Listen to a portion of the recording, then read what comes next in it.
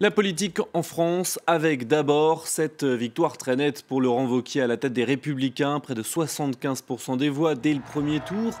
Soutenu par Nicolas Sarkozy, il devient donc l'homme fort d'une droite à reconstruire, sonné par la défaite de François Fillon à la présidentielle, déstabilisé par la politique d'Emmanuel Macron. On écoute Laurent Wauquiez. Vous avez envoyé un message qui est un message sans ambiguïté. Oui, ce soir, nous pouvons dire la droite est de retour. C'est une droite renouvelée qui se lève aujourd'hui. Une droite qui assume ses valeurs. Une droite sereine qui ne se cachera plus dans les petits renoncements. Elle sera franche, elle sera déterminée, elle sera droite. Et cette victoire, c'est aussi celle d'une ligne politique, une droite très marquée. C'est ce que nous explique Laure Wagner au siège des Républicains.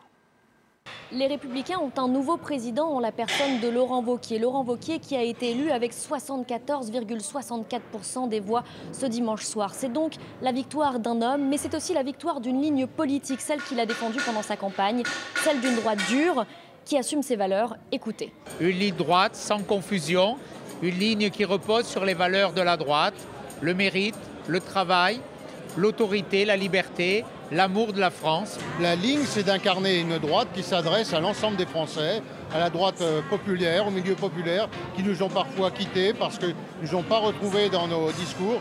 Les Français ne veulent pas d'un centre mou. Ils veulent une droite qui s'assume, une droite comme nous l'étions avant, c'est-à-dire composée des gaullistes, des libéraux et des centristes.